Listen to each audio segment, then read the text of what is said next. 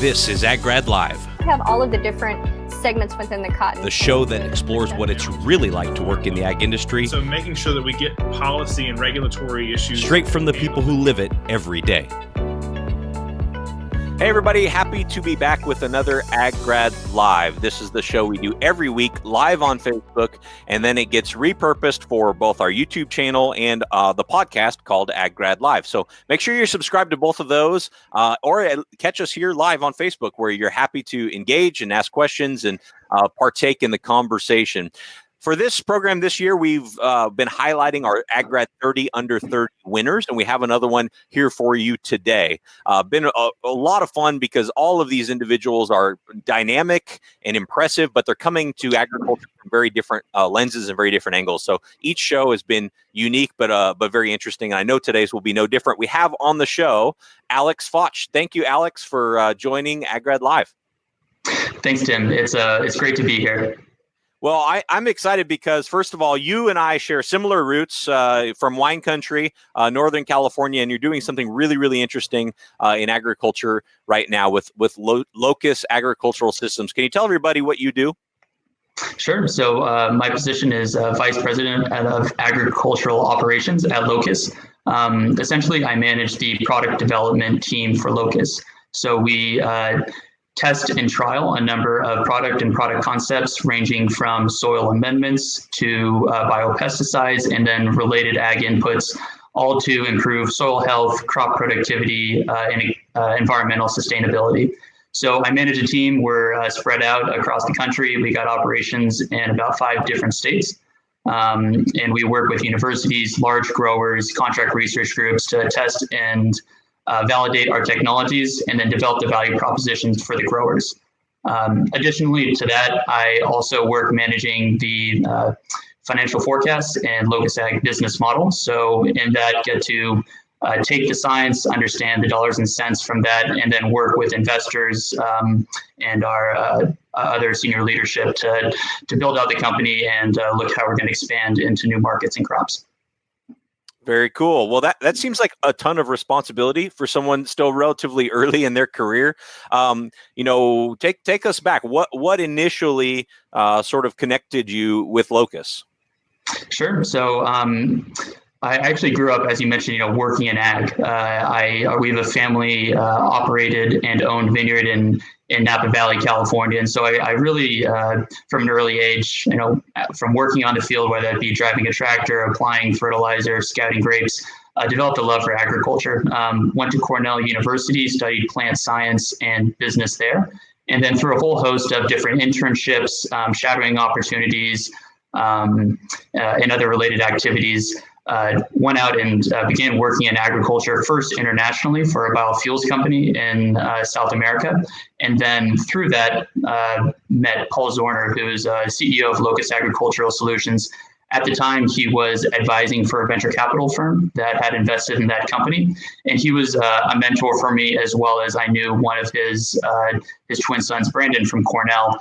So when he started Locus Agricultural Solutions, he pulled me to help build out the company, and I've been there since 2016, so going on nearly 4 years now. Well, you very casually kind of glossed over, graduating college and then working for a biofuel startup in Central America. So we can't just let that go. I want to hear more about that because that's not a common career path straight out of college. How'd that come about? And talk about that experience, if you would, please.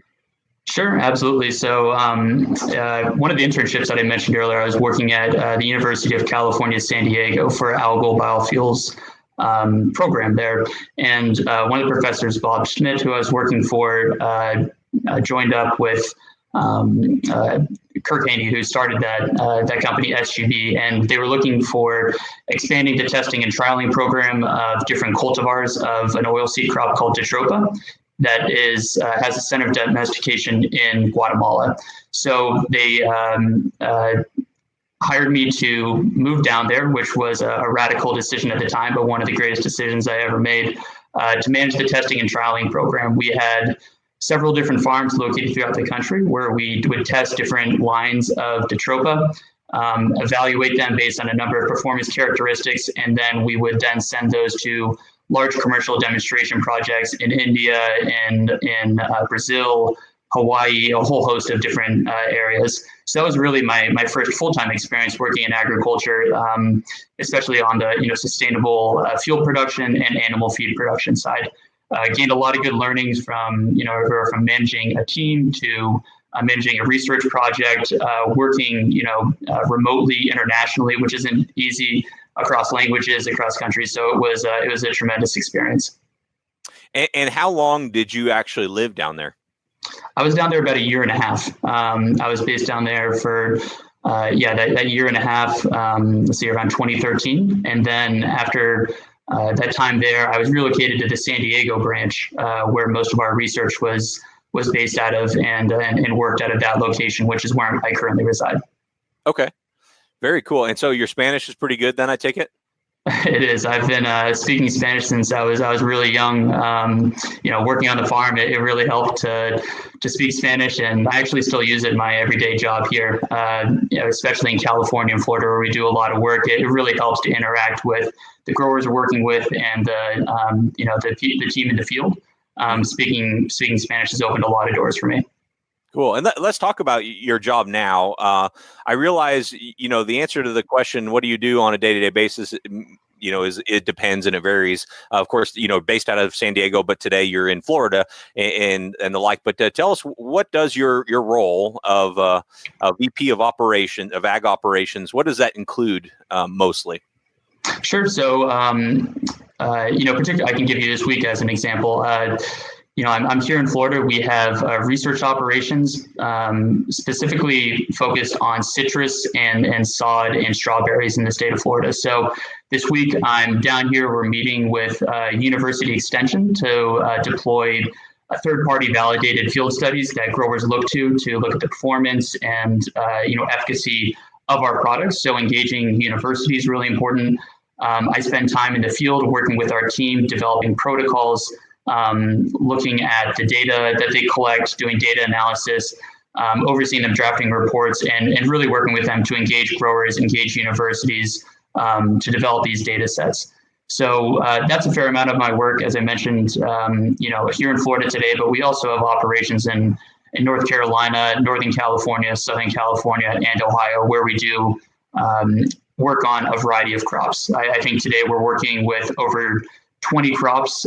This year alone, we'll deploy probably 125 trials across a number of states. So there's a fair amount of travel time that's involved, but it's really fulfilling. I have a tremendous team. I love meeting with growers and university professors to validate these technologies, but also understand what their major pain points are and how we can help solve those. The remainder of the time, I'm based in San Diego, so our team is based out of there. Our CDO is based out of there as well. So it's a nice mix between being in the field and working in the office, which is really where I see myself now and like to be hands-on in the field, but then also being able to base myself, not 100% traveling around all the time. Yeah, I think that's the dream for a lot of ag grads is like, hey, how can we be out in the field, but also, get to kind of be part of the strategic decision making as well. So just generally about Locus Agricultural Systems, you all are offering a microbial solution. What are the most common problems that growers are coming to you with that Locus would be able to help? Sure. So our first commercially available product, Rhizolizer, it's as you mentioned, it's a mix. It's a microbial mix of Bacillus and Trichoderma, which are a bacteria and a fungus, respectively. And so these are soil-applied inoculants that specifically help with improving soil health. So making nutrients more available, increasing the aeration of the soil, but especially encouraging the growth of other microbes and therefore improving root growth of those crops. So we specifically target those types of crops that have poor rooting systems or that could benefit from improved nutrient availability, water utilization. And that brought us here initially to Florida. I'm sure you're familiar with the citrus greening disease that has significantly impacted Florida citrus production. And one of the major pain points that they have here is arrested root growth, and they're not moving sugars from or water and nutrients from the roots back up to the plant. So we have a great niche here in that we're able to recharge, revitalize the root system, and get those plants healthy and producing again. So other areas, there's a wide range of different crops that. If you talk with growers, they could always benefit from a more robust rooting system. So we've now found that there's specific niches throughout the country. We look at each territory individually and the different crop focus on a territory by territory basis, identifying those pain points, whether it be improving the root growth of the crop or the yield of the crop. We look at a number of different agronomic parameters to see where we can show value for these growers. And you mentioned earlier about working with cooperative extension or university professors to kind of get data validation for what you're working on. How does that go? As far as, do you initiate the relationship with them and say, look, I'm Alex with Locus Agricultural Solutions. We have this product that does this. Would you be interested in working on a study? Kind of how does that interaction work? And it seems like it would probably take a long time, to complete a research trial with a university. I'm just curious about kind of how all that works. Sure. So, university extension is extremely important. I mean, I can speak to that from having grown up working on the Vineyard. We always work closely with UC Davis. On one of our Cabernet Sauvignon Blancs, we actually had 9 different rootstocks that they were evaluating there. Most growers look to extension for, the independent validation of these technologies. And so when we have a product that we've tested out, we understand the performance characteristics, we'll engage the university. And the majority of the time, these extension agencies already have the testing experimental design tests set up where we can enter in as one of the treatments, and they can validate our technology amongst a variety of competitor products. So we've done that with UC on University of California on strawberries. We're working with a number of Texas universities as well, IFAS here in Florida, and then some other universities around the country. And so that's one way to set it up where they have an existing program they can test your product, or a separate option is to fund a grad student, either a master's student or PhD, to investigate the technology that you're looking to validate. And that's a much more expensive and extensive way to look at the technology, especially as compared to a contract research group, which will do the exact testing based on the parameters and experimental design that you set up. So between those two, we do a fair amount of work with the university and contract research to validate, but we also have a strong program that we test our own technologies in-house with our teams who are working with large growers or sometimes small growers, either in small replicated plots or large demonstration commercial blocks. I know microbes have been a hot topic in agriculture lately. What can microbes do to sort of decrease our dependence on things, chemical agriculture and other practices, and understanding microbes? How can it help? What is unique about Locus's approach that might be different with other companies that are in this sort of ag microbial space? Sure. So, as you mentioned, microbes are a very hot space right now. There's a number of companies that are investigating the potential of these microbes. I think what's important to realize is that the world that we live in, and especially the agricultural systems that growers work in, are really ruled by microbes. They regulate everything from the availability of nutrients in the soil. There's a lot of cross communication between the plants and the microbes, between the microbes and the soil itself. And so realizing that there's this unharnessed potential of microbes to improve crop productivity is really important. What Locus, our key differentiating factor or competitive advantage is that we don't spend a lot of time going out and looking for the perfect microbe that has one specific activity. We look for microbes that are either licensable or off patent, that are well known and understood in typically small scale or controlled type experiments. we understand, it's our theory that a lot of the microbes aren't realizing their full potential, because by the time that a manufacturer produces them, typically in a different country, puts them in the supply chain for 6 months, 12 months, and then it gets to the grower's field, sits in the back of their truck between fluctuating heat and moisture in the air. Those microbes aren't arriving on the field in their viable form to have the maximum efficacy. So what we've done is we produce our microbes fresh. We typically deliver them within 3-month period. We also, for the most part, keep them cold to keep them viable, so that between the time that they're produced in the field produced in the fermenter and arrive in the field, we're getting much higher densities and much better efficacy, reducing the volatility, the performance in the field.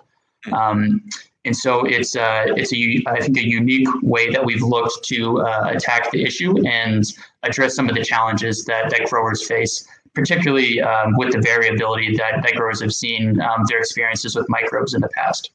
The last thing that I'll mention that's a differentiating factor is that our fermentation engineers and microbiologists have produced in-house proprietary fermenters that can reach densities anywhere from 10 to 100 times higher than our competition. So what we can do with that is we can reduce our field use rates. For example, with rhizolizer, our use rate for most crops in a given application is about 3 fluid ounces per acre. So not a lot of product for the grower to keep on hand, especially since this is a cold chain product. So if you think about a grower or a corn grower in the Midwest applying to a pivot of say 160 acres, you only need a small amount of product on hand, which makes the overall operational efficiency of the grower much easier, or we can provide these materials at a lower cost to the grower themselves. Wow.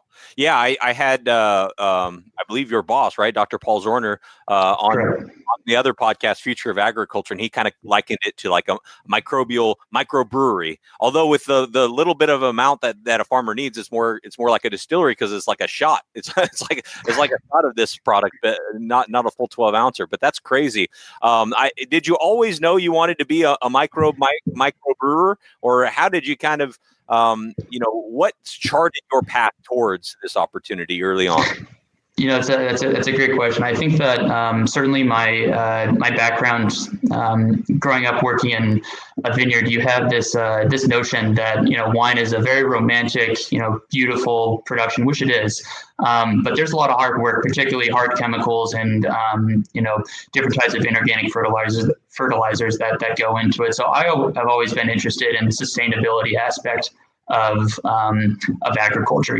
First having worked for the Biofuels company, and when Paul, who as I mentioned, as a mentor, mentioned this opportunity early on, he very broadly described what it is he was going to be starting with this company, and he described exactly as you mentioned, microbreweries for agriculture. So you can think of on-farm fermentation of these microbes. So we pivoted over time, but the general thesis is that we still are going to set these microbreweries around the country.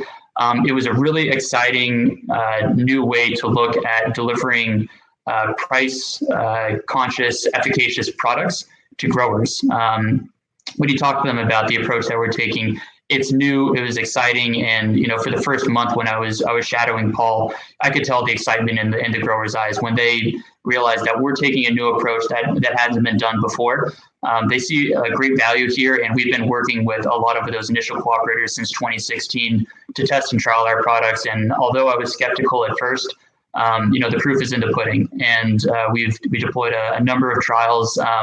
I had some experience working with microbes through my undergrad, but now I'd say probably have my PhD, and I really enjoyed the opportunity to look at how much potential these types of products have and how much impact they will have on agricultural systems going forward. Now, I know from previous conversation that you went to Cornell to study viticulture and enology to actually be kind of maybe a winemaker or a great producer, and you kind of ended up going the biofuels in Central America route, and then now to this. So what changed you from that path to the one that set you on this course? Sure. So, coming out of high school, having that experience working on a vineyard, I was, thrilled about the opportunity to go to Cornell. Very strong viticulture and enology program. But I think when I arrived on campus and took my first couple of years of courses, to be honest, going back to the family farm just didn't seem like something I wanted to do early in my career. I had two really influential professors who I worked with at Cornell. One, Dr. McCutra, actually, I worked in her lab as an undergrad, working with molecular markers, understanding ag from that side. And then my advisor, Dr. Sorrells, who put me in touch with a number of different individuals to get internship opportunities. And so I think that, those types of experiences really push me towards looking through to new, creative, innovative technologies that are on the market. First looking at the biofuels, and then now with microbes. There's tons of innovation in this space, and there is a huge lack of young individuals, in my opinion, that are going into agriculture. It's not the sexy industry, I guess you would say, like tech or the other types of business, but there's a huge need when you look at rising populations, some of the issues that we're dealing with in terms of degrading soils. There's a big opportunity for young people to be getting into ag. And I think that's what really excited me about something that was new and innovative, particularly on the microbial side. Yeah, and I don't know if it's just me or if it's the industry, but when I started in recruiting, it was hard to find a job that was kind of like agriculture sustainability. And now, I mean, most of these companies have sustainability managers or kind of director of sustainability, and it's really becoming an important part of agribusiness in general. So I think that's really cool. You're still early in your career, but you have a unique experience that you've kind of experienced most of the life cycle of a startup. I know your first one, ended up not working out. Now you're on to Locus, which seems to be going great. Can you talk about any learnings from working for a startup that doesn't work out? Sure, absolutely. As you're hinting at, the first startup that I worked for, SGB, amazing company, great individuals, great potential. But in 2016 or 2015, as the oil prices nosedived, there was no longer a lot of interest in the biofuel sector. I think that experience was probably the most impactful on my career thus far.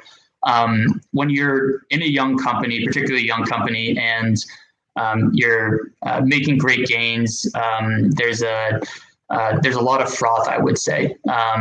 Mistakes aren't scrutinized. You don't have to think over challenges that you face because everything is going well. But when a company is not going well, there's many learnings that you gain from those experiences.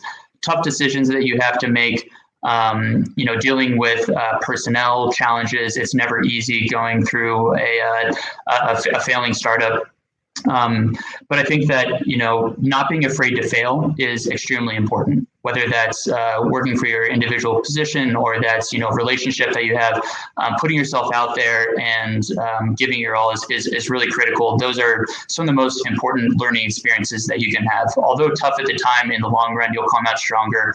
And I think that a lot of the way that I work in my current job, manage my team, is a result of some of those tough decisions and learnings that I had from that previous position.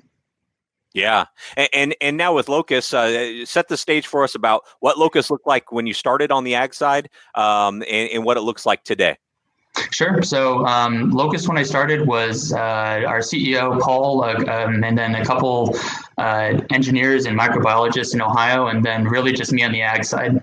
So I was responsible for helping Paul put together a business plan, putting out the first field trials, engaging university, which back at the time was me, a dog, and a pickup truck driving around California, getting that work done. So some of the greatest experiences I had back then, we were, typical startup working out of a garage.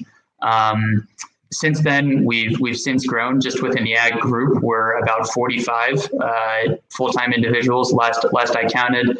As I mentioned, I think we have footprint in probably 7 or 8 states now across the country, and we've grown to launching our first commercial product in 2017. We have, which is that soil amendment we were talking about earlier.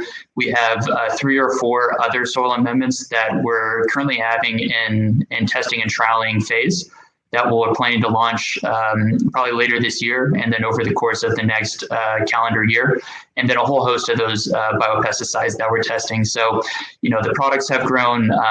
Bringing on distributors has been an interesting new experience for me. And really just building the team out. Some of the individuals who work for me, I knew from my previous life or from university. So re-engaging those connections from previous work opportunities or networking through, trade shows, expos, things like that has been great. But the whole ride has really been amazing. Working for a startup has its own unique challenges.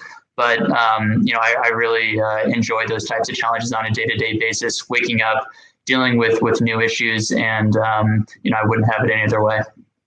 Yeah, no, I'm sure that there's quite a few challenges. Oh, and hold on here, you got a little shout out from Keith Heidecorn saying, "Looking good, Alex." Right back at you, Keith. All right. Well, you talked about how startups can be so challenging, and you definitely experienced it, straight out of college, and now kind of got right back on in helping to lead the charge with Locus. What keeps you going? What keeps you motivated? What keeps you excited even when it gets challenging in your current role?